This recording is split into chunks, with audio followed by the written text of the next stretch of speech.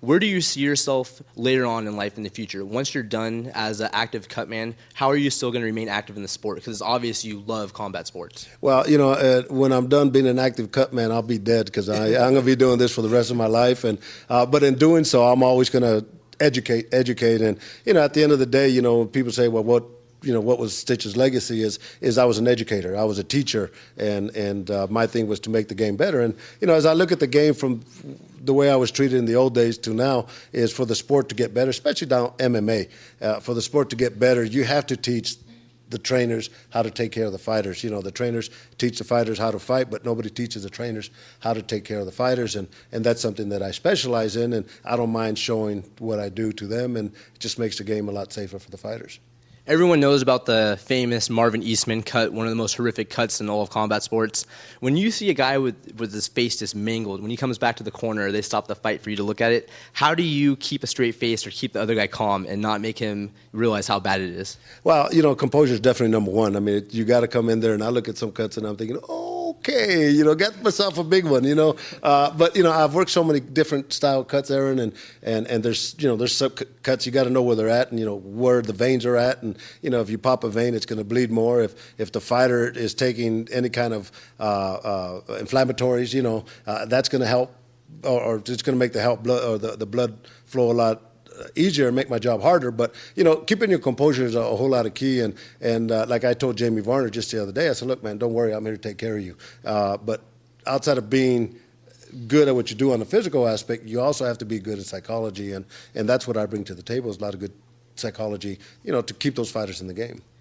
I noticed you have on your own signature series tap out shirt. What was it like to get your own signature shirt? Well, I tell you what, things just keep amazing me time after time after time. But to have my own signature shirt with tap out is an honor, and it's a great feeling to go into a fight or into an area, and then you see the fans wearing the shirt that represents me. And on the back of the shirt it says "Listo para la guerra," that Dan Punkast created, which means ready for war.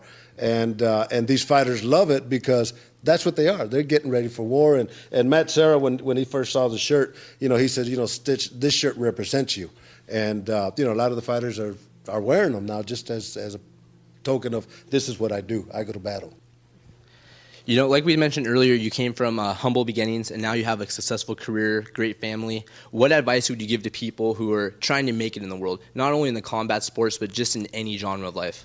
Well, and that's what makes this book so exciting, because, I came from nothing, and I'm, in a position now where I could say and relay my stories. But, in the steps that I've taken in life are the same steps that everybody takes. And, I've been hitting the shins, I've stumbled, I've fallen. You got to get up. You got to get up, and you have to keep doing what you're doing. And I've always told my children, it's like chopping down a redwood tree. Every time you do something, you take a bit off that redwood tree, and eventually that tree will fall.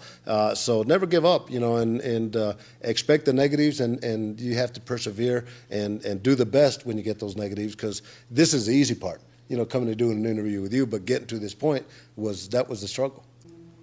Lastly, I want to ask you, where and when can people find your book, and what is the most important message you want people to take from your book? Well, the book is available. You can go through blackmesabooks.com. That's my publisher. I think you can get a discounted price there. It's at Amazon.com right now, and right now the producers or the publishers are working on Barnes & Noble and all these other big bookstores. So it's going to be at a bookstore near you. Definitely go to Amazon.com or blackmesabooks.com and pick it up there, and get something for your loved ones for Christmas. It's a good Christmas present. Well, the main thing is the stories that I have. I mean, nobody has the stories that I have, but what I do in the stories, Aaron, is I give the fighter a personality that the fans never see when they're in the trenches. When they're getting ready for battle, some guys are crying, and some guys, when I walk in, they're nervous, and when I finish wrapping their hands, their confidence level goes up. The thrill of victory of winning a fight and coming giving me the props and how they feel, and the agony of defeat, when they get knocked out or they get cut and they lose a fight or something like that, and I'm there with them. But those are the behind-the-scenes stories that nobody has. I call them barbershop talk, where you can sit there and do it. I mean, listen, one of my favorite stories is Lyoto Machida when he fought Rashad Evans and won the world title. And and I train in Thailand, so I'm very respectful to the Oriental style and the respect. Well, you know, Shogun or Lyoto's father is very proud in a gi, and he's just sitting there in the dressing room like this, and I go in the dressing room to congratulate Lyoto, and he gets up and he hugs me in front of his father and says, "In the ring, you are my father." You know, and he's there right next to his, you know, his proud father, and to me that was a very touching moment, you know. And then you guys got to read the book about when I had shots of vodka with Fedor. One great story that's even in the book, when we did the fights at Fort Bliss, there's GIs behind me. They were everywhere. But there's one GI behind me. He asked me, he said, "Stitch, can you take a picture with me?" And I said, "Well, sure, you know, I'd love to take a picture." "Well, can you hold my leg?" So he pulled his leg off, you know, and he wanted me to hold it. And I kind of freaked out a little bit, right? You know, but I figured, okay, I got to man up to this guy, you know. But, you know, he just showed me. So I'm taking a picture and I'm holding his leg here. But as I'm doing that, I'm thinking, I said, you know what, this guy went to battle for us.